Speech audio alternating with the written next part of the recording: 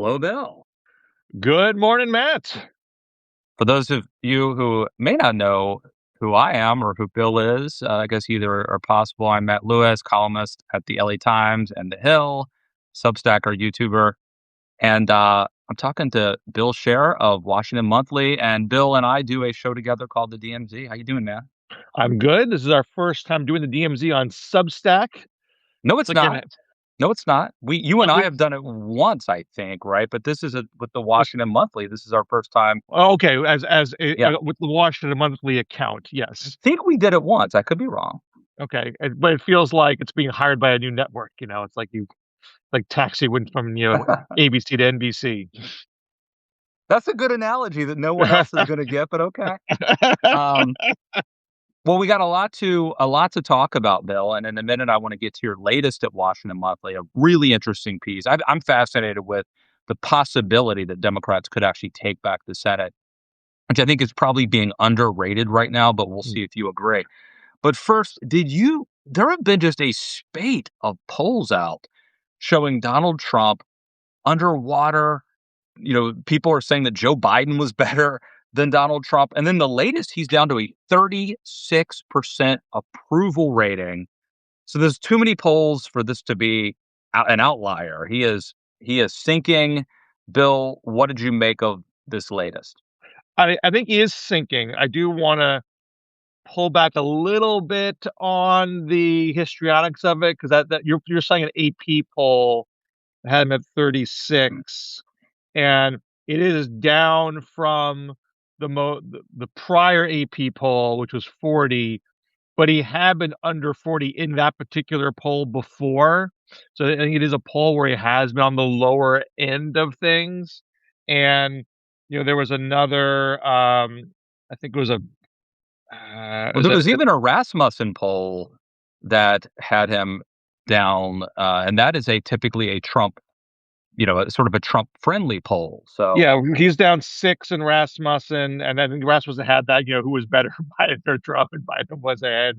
There was another one where Trump, Quinnipiac had him at 37, but that's also been like not the friendliest of Trump polls. But just look at the basic average here. This is a Real Clear Politics average, which folks on the left don't really love the Real Clear Politics average because it includes Rasmussen and some other like Insider Advantage. Insider Advantage still has Trump at +1. That's the upper bound for Trump. So it's not all Quinnipiacs. Uh, but he's at 42.2, which is basically the lowest he's been in the second term. Not the lowest ever. He had crashed below 40 in mid-December of 2017 in the first term, and then he passed the tax cut bill, and again he had a bit of a bounce. Um, but this definitely kind of inching downward. There's a dip at the shutdown, a little bit of a bounce back, and then the shootings in Minnesota, and it's back down again. mhm. Uh, so this is kind of like and mind you, Trump was also sort of tracking down over the course of 2015 after the initial honeymoon period. But I feel this is potentially kind of like with Biden in 2021, where he has a dip after Afghanistan, but it's not like Afghanistan's top of mind for the next 3.5 years. It just dovetails with Yeah. persistent inflation. And so Afghanistan kind of punctured the sense of being on the right track, and that just got fed going forward, then got compounded with his physical questions about his cognitive abilities. So uh, you could say that, okay, shut down, temporary. Trump's pulling out of Minnesota. This will subside. But what's the thing around the corner that's going to lift Right. him back up? Look, He's the Yeah, there's economy no could bounce reason to back. believe I don't know, there's no but reason to believe that things are gonna turn around, that he's gonna quit being chaotic. I mean, Trump's gonna keep getting older, which I think is becoming an issue, and he's gonna keep doing crazy. I don't think he can help himself from doing outrageous things that are unpopular. And, we've talked about this before, Bill, but he used to sort of have this process where he would go out on the hustings and he would focus group ideas and hear from kind of the party faithful and the base what they wanted. He doesn't do that. Now he's surrounded by these billionaires and by these crazy ideologues. And so I just don't see reason for hope. If you were hoping that things would get better, I just don't see where that's going to come from. Well, he's definitely more insulated, but I don't want to overstate that as a factor. I mean, he did more rallies and had more intellectual diversity in the first term, but he still did lots of crazy things and did not win re-election. I mean, Trump has never been politically astute while in power. You could argue he's politically crafty out of power. He's great at pointing fingers and shifting blame and making you angry about stuff. But when he has to own policies and policy outcomes, he's never been good at that. So he may be more insulated than before, but I still think the dynamics are similar. He just said, he said two things this week, which any political consultant would be, poking a sharp stick in their eye afterwards. He's openly owning the economy. He was asked at NBC, at what point is it your economy? He was like, no, it's not. It's fine. Is this economy awesome? That's going to be all the Democratic ads, come the fall. And I forget what interview it was, but he said something about how we don't need any more legislation anymore. We did it. We've covered everything we have to do. No, everything's fixed. That's you're killing yourself. He's not on the ballot, but lots of other Republicans are, and that does not help them in any Right. way. Now, there could be a saving grace, just the economy gets better. Sometimes the economy gets better on its own, not because of what a president does. And so I never can discount that possibility. But you have lots of economic anxiety right now. Even though the GDP numbers are good, even though the last job report was relatively okay, you still have tariffs which add cost. Inflation might not be through the roof, but it's still kind of there as an Yeah. irritant. Well, And there's a particularly in report certain today. areas. The inflation rate is down, but prices are still going up. I mean, it's probably better. We really don't want deflation, but Donald Trump promised prices would come down on day one. That's not happening. And I don't want to get sidetrack us, Bill, but one of my little obsessions is AI, which I think is going to, it's happening big time. And by the time, you know, within the next year or two, I think there's going to be a lot more job losses attributed to AI that Trump will probably unfairly get blamed for. But hey, you take the good, you take the bad, right? Well, I mean, the problem with Trump is, I mean, there's always the potential for anxiety. I don't know what's going to happen next. I might be on paper kind of okay now, but I'm not comfortable where things are going. And so when you get uh, price acceleration in certain areas, it puts you on edge. I mean, what's weird is that, gas prices tend to go a little differently than other parts of the economy, but you see it. So you see gas go to 4 to 5, it puts you on edge. Right now, gas isn't the thing right now. Ground beef is terrible. So you're still some grocery things that are, eggs have subsided, but ground beef is bad. Other things are bad. Uh, Other things that are more bigger ticket, health insurance, college, long-term elderly care. These are kind of long-standing problems, but are not getting any better. And now you add AI to it. So we're having another round of like AI's coming for your job talk, uh, and there's no confidence that the person at the top is on top of it. And this was the Joe Biden problem during inflation. I mean, what he basically did at the end of the day was actually pretty good. He let the Fed do what it had to do. It took a little bit of time, but we went from 9% to 3%, and a more competent communicator would have Yeah. sort of held your hand along the way, make you feel good about the trajectory, and Biden just didn't have the capability to do that. Now you had a guy in Donald Trump who is just so fixated on all of these other things that do not relate to your day to day and reveling in it. Look at me. I've occupied Minneapolis. Look at me. I've taken the ballots from Fulton County. Look at me. I've captured a Venezuelan dictator and replaced him with another Venezuelan dictator who's going to give us oil that our oil companies don't apparently even want. But I'm doing stuff. Look at me. It doesn't make you feel like you're on top of what my anxiety is about, and that makes it hard to point to one data point or another to make you feel good about things. Yeah. All right. If you're joining us, let me just jump in. I'm Matt Lewis, and I'm talking to Bill Scher from Washington Monthly. And let me say, if you are a subscriber to me on Substack, please subscribe to Washington Monthly. And if you're subscribing to Washington Monthly, why not? Why not subscribe to Matt Lewis? And Bill, you and I have been doing these almost weekly, semi-weekly conversations for many, many years now. But very rarely live. So thank you. I'm glad that Anything you're. could happen, Matt. Anything could happen. I know it's so it's so crazy, so exciting. Bill, I wanted to ask you about. We'll turn to my column next. A Okay. little shameless self promotion here. I have a piece in the LA Times today, and I basically asked the question, which is this: we're starting to see that Donald Trump is not omnipotent, right? His polls are down. I think that kind of gives us a little permission to maybe fantasize into the future. Someday Donald Trump is going to go away, good Lord willing.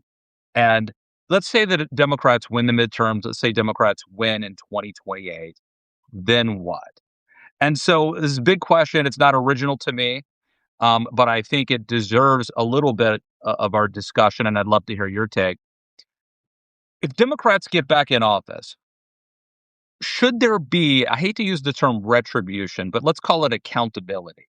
And I think there's one argument that says anybody in the Trump administration who did something illegally really needs to be held accountable for that, if for no other reason than to, set a precedent that there's going to be accountability, and it will deter the next, let's say, Republican from trying to steal an election or lie to on under oath or whatever, right? That's one argument. The other argument is no.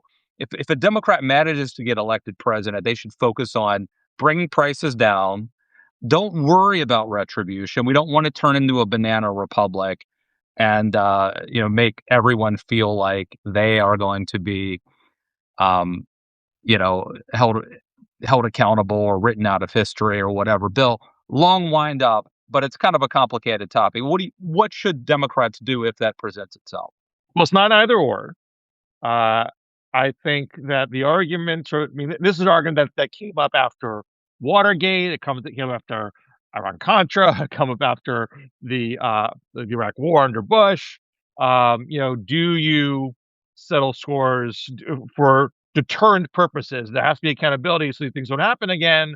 Or do you focus on the bread and butter issues that most voters want you to focus on? And I think as far as like long-term Democratic Party viability and sustainability, it's more important to get the economy right. It's more important to show you have functional, effective policies that are going to make people's lives better. And that's not an easy thing, especially to do on a short time frame. This is the thing that sort of bedeviled Democrats for a long time.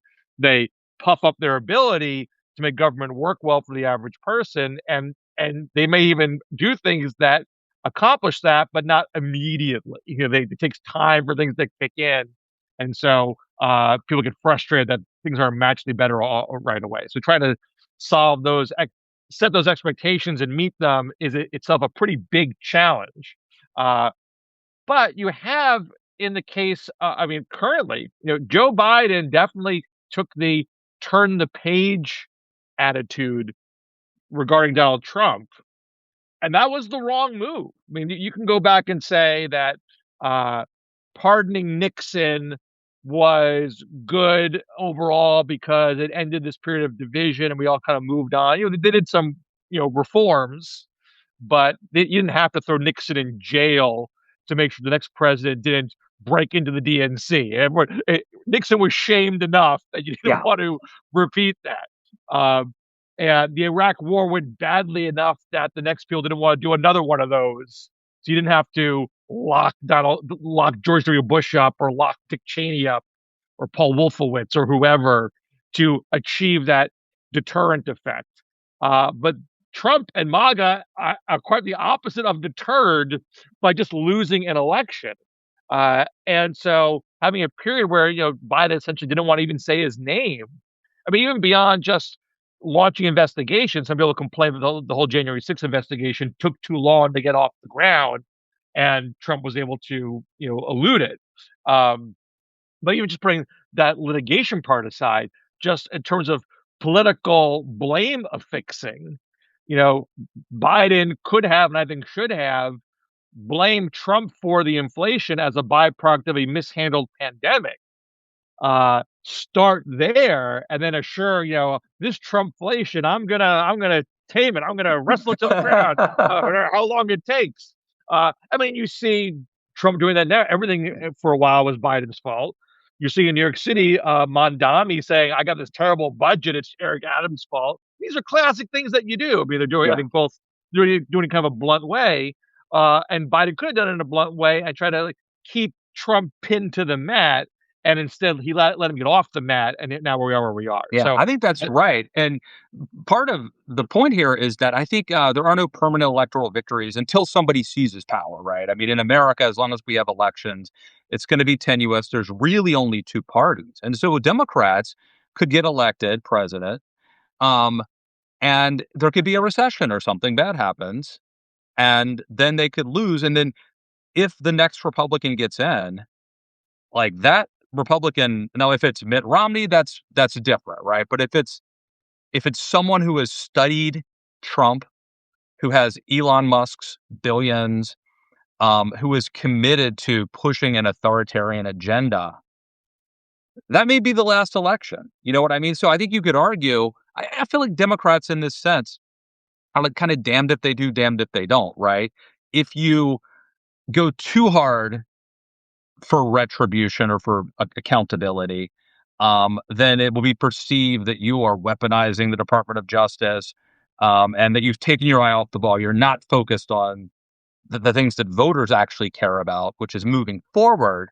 But on the other hand, if you don't have that project, a very aggressive project at accountability, then the bad guys are going to get back together, and they're going to use everything they've learned in the last decade or more to get back in power. And that may be all she wrote. well, I mean, it's one thing to have a pendulum swing between one party that wants more government and one party that wants less government. Like, we can function as a republic with that ping pong. It's now manifestly clear that, and I'm not even trying to tar all Republicans with this, but there is a MAGA faction that is fundamentally authoritarian, that's antithetical to constitutional democracy, and that needs to be discredited and delegitimized long term. And so you don't want to weaponize the Justice Department. You don't want to say to your new Attorney General, "Go lock up a bunch of Republicans for the sake of doing it." You've got to do it on the level. You say, "I want you to investigate what happened in the past 4 years, and if you see actual crimes that you can defend in court, then I want you to pursue it." And look, we still have a judiciary that's pretty evenly balanced between Republicans and Democrats, and a Supreme Court that is conservative. If you don't have the goods, these people aren't going to go to jail, and that to me is the benefit. One of the reasons why I'm very glad that Democrats didn't abolish the filibuster and didn't use that to pack the court, because then you've then lost a key pillar of constitutional democracy, the independent judiciary. If we had lost that, then everything would be weaponized Mm. forever. You'd politicize the judiciary in full every time there was an election swing, and then one party that didn't want to have any more elections would have the means to actually cancel them. One of the reasons why I'm not worried about having elections canceled this time around is that, as conservative as this Supreme Court is, they have shown in 2020, when Trump wanted to steal the election, they didn't let him do it. I don't like the rulings they've done on executive power and presidential immunity, but it's still short of you can steal an election. And that's why, and we want to preserve that. And so long as that is preserved, you can prosecute people and have it be seen as legitimate. Well, speaking of the Supreme Court, and we all know how important that is, Bill, it is possible that, certainly possible that Donald Trump could get one or two more Supreme Court picks, possibly replacing one of the Republican seats now, even if he doesn't pack the court, just putting in a young justice to replace Alito Alito's the current buzz right now. yeah. So, but that only could happen if Republicans continue to control the U.S. Senate. And look, I mean, I think the conventional wisdom has been for a long time now that Republicans will take the House, but that taking the Senate's just too hard of a lift, too many road games. You know, you got to win in like Alaska and Texas and North Carolina and Maine, like Republican seats or states, depending. You have a really good piece out, really laying out the lay of the land in Washington Monthly right now. It just came out today. Why don't you walk us through it, and then I will chime in with maybe some questions or comments. Well, just to transition, I do think there is an increased perception that the Democrats have a chance to take the Senate, even if it's not a over 50-50 chance, there is a chance. And that definitely is incentive if you're Sam Alito, if you're Clarence Thomas. You want to be replaced by a conservative, you better get out now because you don't know what's going to Right. happen. You don't want to be a Ruth Bader Ginsburg. So I would not be shocked if we have one or two retirements this year for that reason. And let me make the But other point, Bill, too, which is probably obvious, but Democrats, they need 51 senators right, because they need a net four. right, and it can't be 50-50 because JD Vance is the tiebreaker. So they Correct. need yeah, and so it's even harder than than it might otherwise be. So going into this year, people thought Democrats had a pretty good shot at Maine and North Carolina. Maine is the only Republican held seat on the ballot this year that is a Kamala Harris state. It's Susan Collins who's going for a sixth term. You know, she's resilient. It's not like it's not a gimme, but it's your best shot for a pickup. And then next is North Carolina, which Trump won 3 times, but not by huge margins. And in each of those elections, a Democrat won the governor's race. And last year by a large margin. And now you have the former two-term governor, Roy Cooper, who is the likely Democratic nominee, up against most likely Michael Whately, who is one of the more recent RNC chairs nationally. Uh, and it's early, and I think Whately has some name ID work to do, but Cooper is leading in most polls. So that's two. If it is a Well, blue let me just wave stop year, you real quick. Maine. Um, so Collins is the incumbent, right? yeah, So she is. I actually think she's probably more vulnerable than in the past. She has been resilient, but now she's got Trump attacking her, and you've got these two pretty good Democratic candidates, right? Janet Mills, the incumbent governor, who is doing much better than I thought she would on social media. A little more feisty. Whoever's doing that social media is pretty good.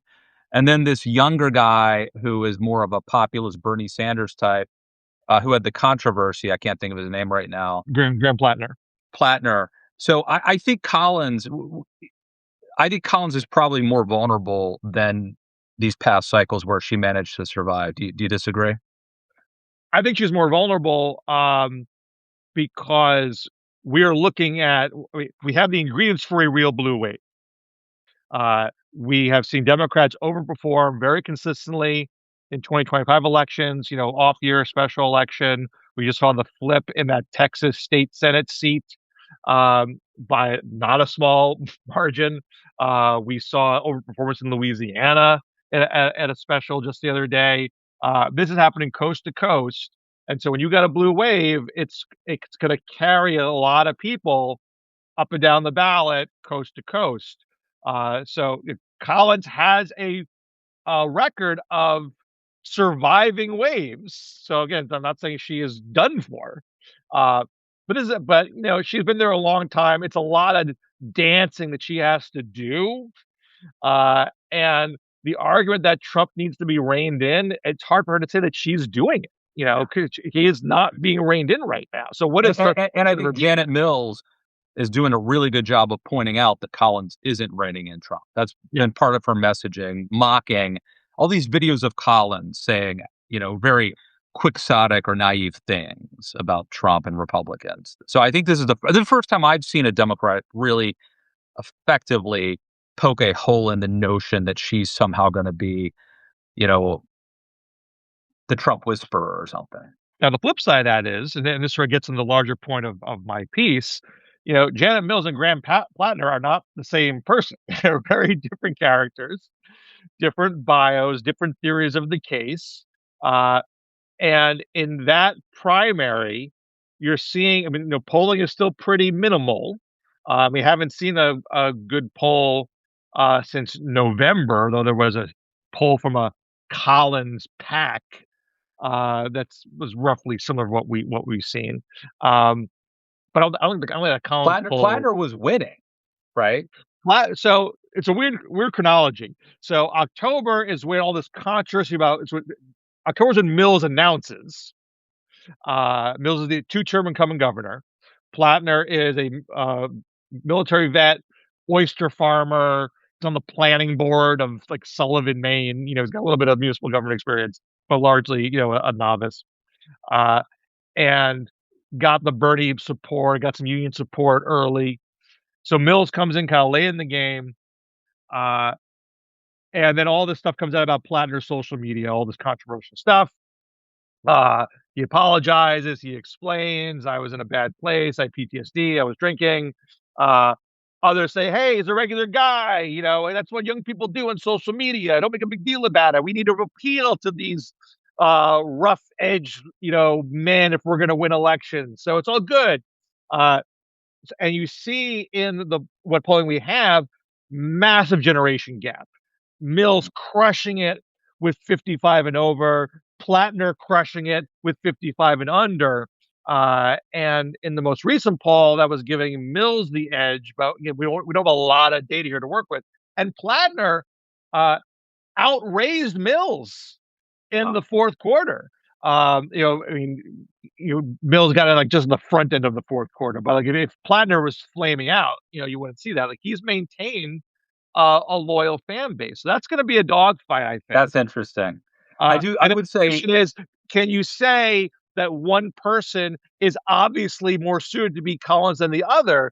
And you can't say it. You can make an argument either way. There's arguments that I could make. I'm sort of more partial to the Mills argument because I think having older voter support is probably the kind of thing that Collins needs to survive. If you can pick that off, I think you're in better shape. But, maybe Plattner pulls in unlikely voters and juices turnout better. And the polling we've seen, they're both pretty similar versus Collins. No one's really pulled away yet. I mean, the one data point in the Mills' favor is in this Collins pack poll, which at the jump, they're both polling the same versus Collins. They're both down 2.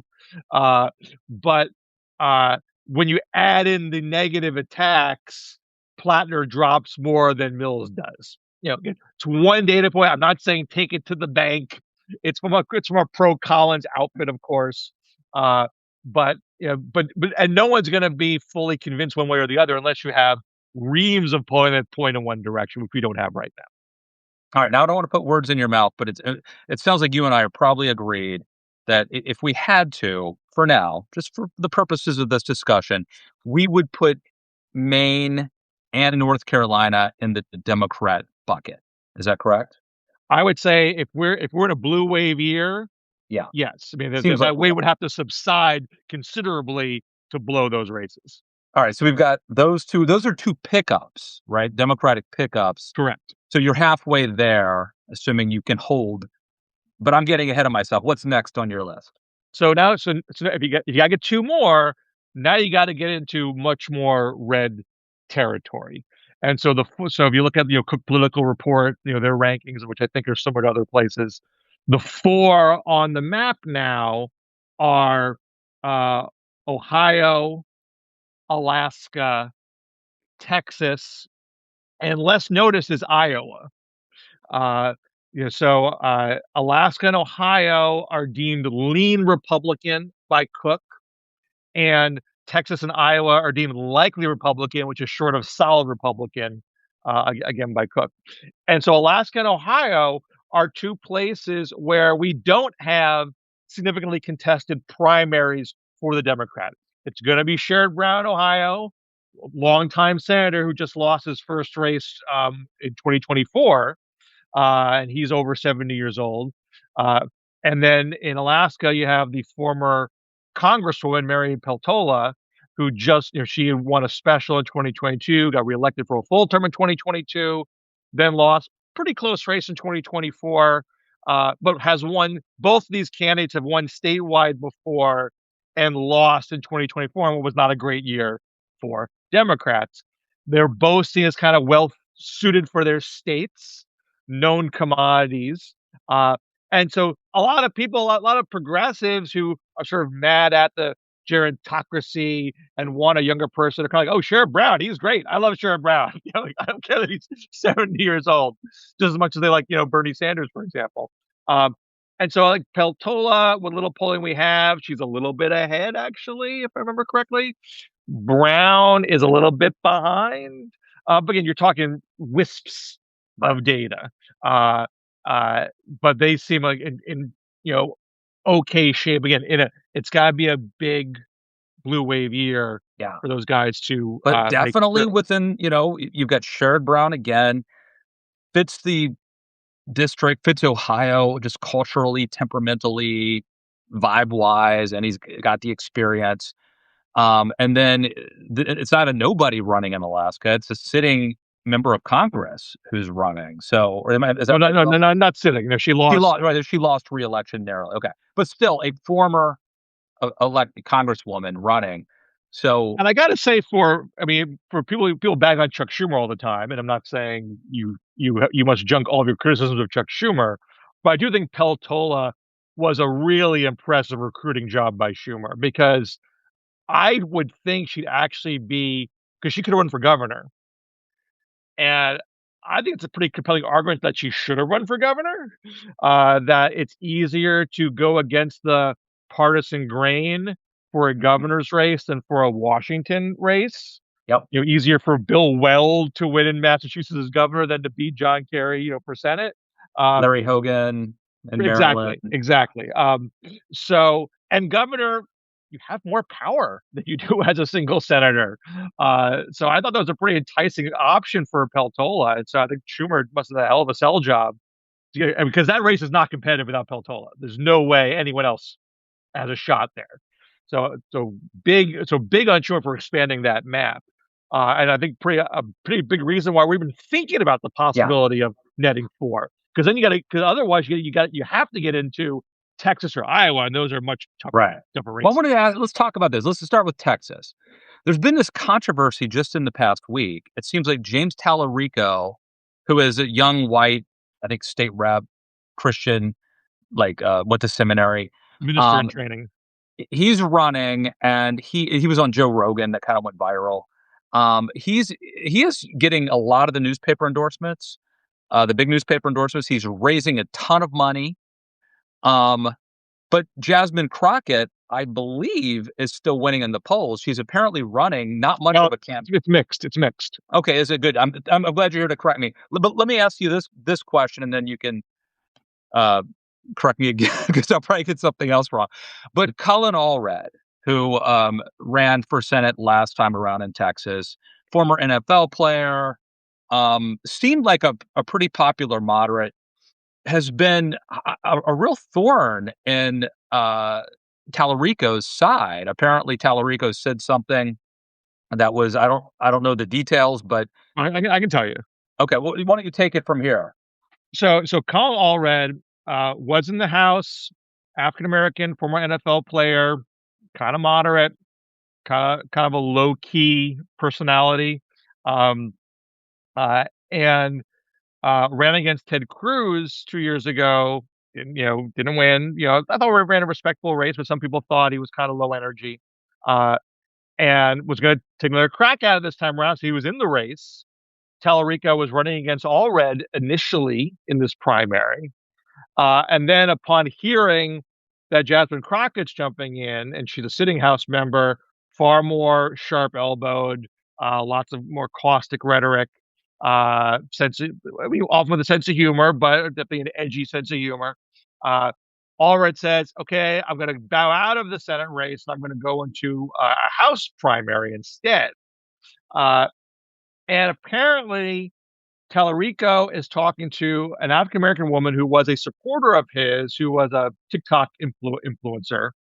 Uh, Seemingly talked kind of loosely, Mhm. uh, and the precise wording is disputed, but Yeah. the influencer went on her social media and said that he said, "I signed up to run against a mediocre black man, not an intelligent, accomplished, black woman." I mean, that's not And quite verbatim. Tallarico says, "No, I was saying he ran a mediocre campaign." Correct. Correct. Right? So, but here's Um, my thing, here's my question, like, so Colin Allred is now out there attacking Tallarico, doing yes, interviews and podcasts and stuff, and he's basically and endorse Crockett. yeah, yeah, and but he's just essentially implying that, um,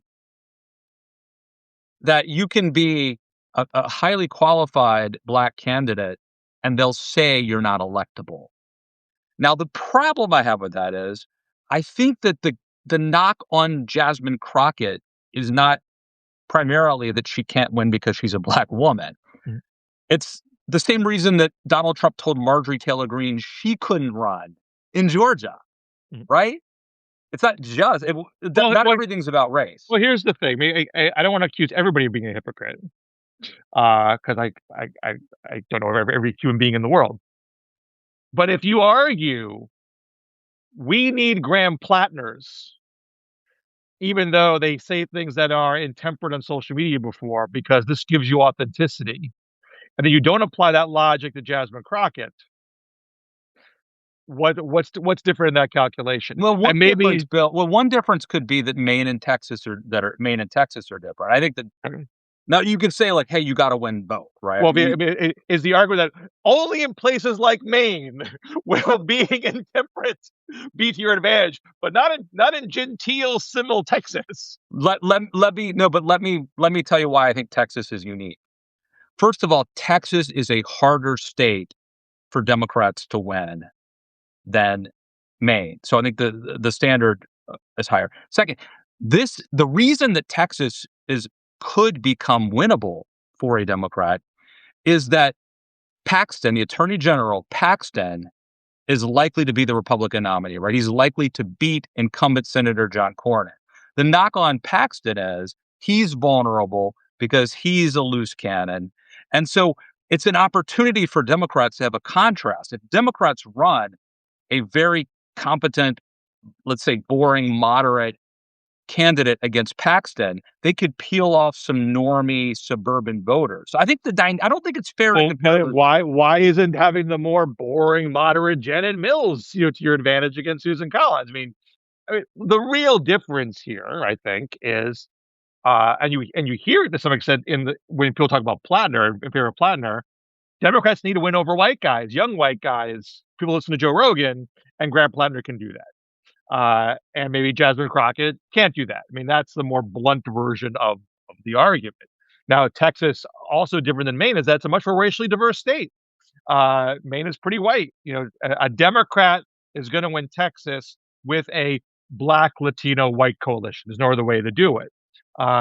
So, does Jasmine Crockett give you a means to do that? Now, I think a stronger argument against the Crockett theory, uh, which doesn't rest on her own race or gender, is that her theory of the case is that we need to expand the electorate in Texas and bring in unlikely voters, people who haven't been voting, and overwhelm the existing right-leaning electorate.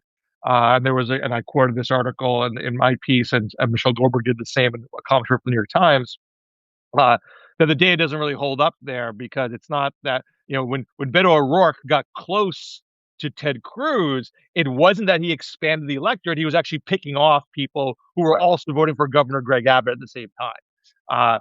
So you have to find a way to I mean, not that you can't expand the electorate at all, but you got to flip some people Right. too. And Crockett is not arguing she can do that. Her argument is that I'm going to attack Trump by name to rally others, whereas Tallarico is saying, "Yeah, I got members of Trump in my family. We got to reach out to these people." Although it's not like Tallarico is all that moderate. I mean, he's very Bernie-like, populist-like. Yeah, let's attack Yeah. billionaires. The system is rigged. Let's Uh, just let's just be honest though, Bill. And I'm going to be honest with myself. If you believe that, let's say it comes down to Texas, Democrats win Maine, you know, Democrats win Alaska, Democrats win Ohio, whatever, and it's going to be 50-50 or whatever, and it comes down to Texas. I think the smart bet is to go with Tallarico against Paxton. If that's the choice, I think Tallarico. Just if you're betting, that's the safer bet. But let me ask you. Here's the question for you. Here's the question: Is what Colin Allred is doing right now? Here, it's February.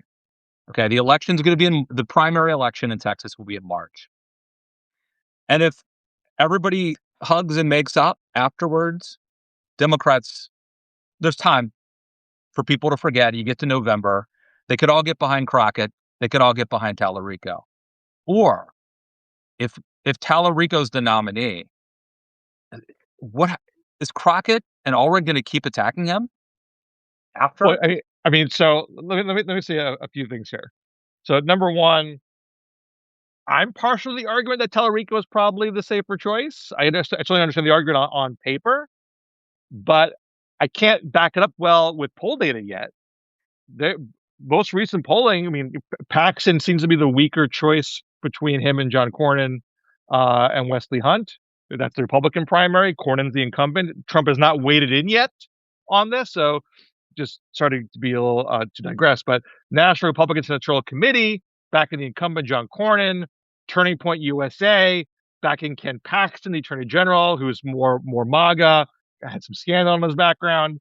And we don't know if Trump's going to put his thumb on the scale there. Paxton's leading in polls, but not by a lot, and you sort of can't say what's going to happen there.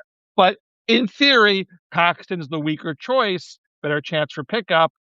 Tallarico, again, I think has a better theory of the case, trying to make inroads with Trump voters, not just expand the electorate.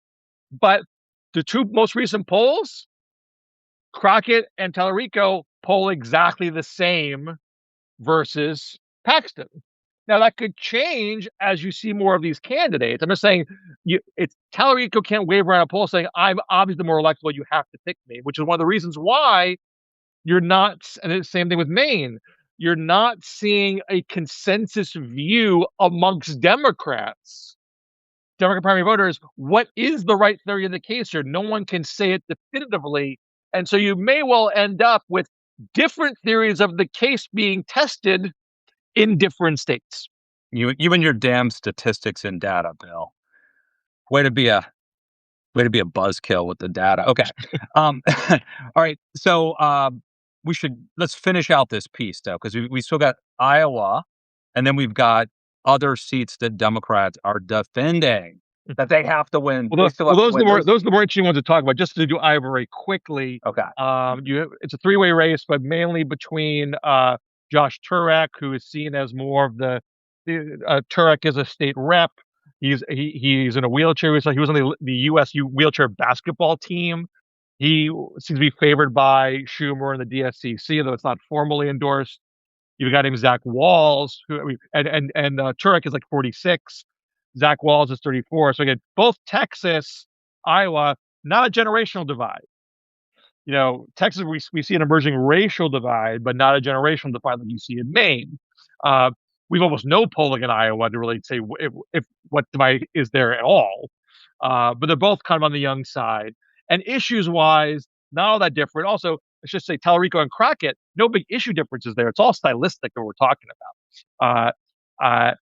And Walz had a bit of a dust-up with his Iowa Democrats in the state Senate. He was the state Senate minority leader, and he got dumped because he fired some people. So he's kind of seen as someone who's kind of with sharper elbows. But they both are raising money at a decent clip. They both have a healthy amount of endorsements, so unclear who's going to get. And look, it wasn't that long ago that Barack Obama won Iowa twice, right? So right. I mean, this state it could do something weird. Well, and a poll just came out by Change Research. I don't know, it's like the most credible of polls, but we don't have a lot to work with here. This is Joni Ernst's seat. She's not running for re-election. Trump has rallied Republicans around Ashley Hinson, who's a Republican congresswoman. And against every person in the race, Hinson was up by 3 points. That's competitive. I mean, Yeah. you say you don't put it in the bank. It's Iowa.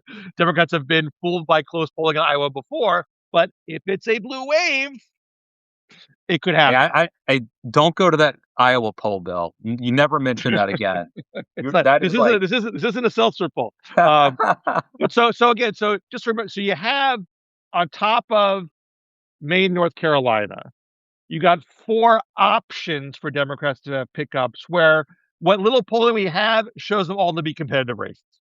Now, to net four, you have to most likely not concede a democratically held seat. And we have four races that Cook puts short of solid Democrat. Two that are toss up, which is Georgia, where John Ossoff is the incumbent, and Michigan, which is an open seat. That's where Peters is not running again, if I remember correctly. Um, and there's that uh, Mallory McMorrow who so at you, least so so Georgia, Ossoff is Ossoff. He's not facing a real primary challenge, and great speech the other day, by the way. and the Great. Republicans have a messy primary there. That they have a three-way primary, two MAGA House members, one former football coach, college football coach that Brian Kemp has endorsed. That endorsement doesn't seem to be taking him all that far, and Trump has not weighed in yet. But there's a concern on the Republican side that they're beating each other up and not focusing on Ossoff. Michigan is probably the most openly, not just openly hostile, but most ideological of all the primaries. Platinum Mills, not a lot of issue difference there. Tallarico Crockett, not a lot of issue difference there. Haley Stevens, Mallory McMorrow, Abdul El Sayed, big differences there. Stevens is running as a pretty straightforward moderate. She's openly accepted the support of the Democratic Majority for Israel PAC. She just attacked El Sayed for being for the Green New Deal. This is Michigan auto industry. She directly attacked him, saying he was going to hurt auto jobs. And El Sayed ran for governor in 2018, lost to Gretchen Whitmer in that primary, has the Bernie endorsement. He is the one running under the Abolish ICE banner. He is for single payer health care. McMorrow is, to oversimplify, it's more of like an Elizabeth Warren type progressive, definitely trying to be in between Stevens and El Sayed. She's for a public option for healthcare, for example. She wants a immediate sweeping overhaul of ICE as opposed to an abolishment of ICE. And Stevens says not one more penny to ICE. It needs real reform and real accountability. So you have these little distinctions there, and they're both being just very pointed towards each other. They're not keeping it. They're not keeping their swords sheathed. They're out there attacking each other, and it's only February, and that primary is in August, if I remember correctly. So there's time for them to beat the hell out of each other. And like in Texas, like it's fine to have a contested primary so long as you make up when it's all done. Yeah. And Michigan is not something that's a slam dunk for Democrats. The polling, what we've seen there is still, and in Michigan, Trump has backed Mike Rogers, former congressman, who was critical of Donald Trump after January 6th.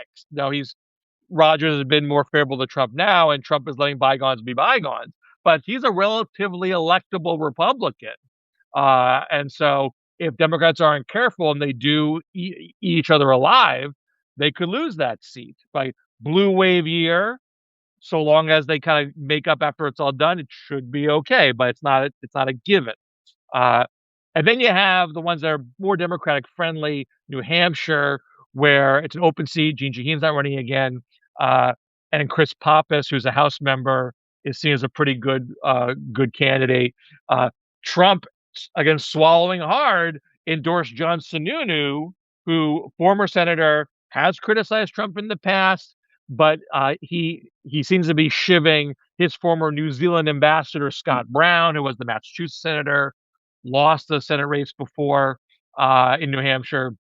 Uh, and so that seems like you're probably gonna have a Pappas versus Sununu. Sununu's a good candidate, but in New Hampshire, still a lean Dem, probably a can of blue wave year. And then you have Minnesota, which is likely Dem according to Cook, but similar to Michigan, a pretty nasty primary between Lieutenant Governor Penny Flanagan and Peggy Flanagan and Congresswoman Angie Craig. Craig being the more moderate, Flanagan more progressive. They're attacking each other over ice primarily right now. Where Flanagan is saying she voted for that Craig voted for the Lake and Riley bill, and it's being a Johnny come lately on ice, and Craig is saying she's being needlessly divisive when Minnesota should this is Minnesota for heaven's sake, where they should be coming together. So that's gonna get pretty nasty, I think. But the Minnesota candidate that the NRSC is backing, Michelle Tafoya, is like defending ICE agents. So as nasty as the Democrats are getting, I think they're going to pull it together to beat This is just Tafoya. fascinating overall, Bill. And I mean, I tell you where I'm at. I'm at it's either going to be 50-50 or Dems pull it off 51-49. I mean, this is so close. And so you're saying there's a chance. Yeah. Definitely, Yeah. there's a chance. I think the takeaway here is one, there's a chance. Two, you're not seeing a full blown Democratic Party schism along clear ideological lines, state after state after state. It's not what's happening. In certain states, so you have a generational divide in Maine, you have an uncomfortable racial divide brewing in Texas, you have more ideological battles in Michigan and Minnesota. You have kumbaya in North Carolina, Alaska, Ohio, Georgia, New Hampshire. So it's not so there's divisions in the party. No one's denying that, but they're not, it's not so gelled and hardened that it's like one faction over another battling out for the soul of the party. It's more nuanced and complicated than that. Indeed. All right, my friend. Well, we had a lot of topics we're probably not going to get to. We've been going now for about 45 minutes, but I just want to say thank you to everyone who watched us. And Bill, let's run it up the flagpole. But I'd love it if we could do these live conversations every once in a while because it's a lot of fun. Hanging out with you, man. Always a pleasure. Awesome, friend. Anything final thoughts or anything I forgot? Well, you'll check out the Washington Monthly, WashingtonMonthly.com. Our print issue. We still have print issues. I recommend if we have media dying all over the place. We have fears of like AI taking over all. I mean, we have Substackers like using AI to write their articles now. It just makes me want to retch. It might feel good to have like a good old fashioned print magazine in your hand, written and edited by human beings.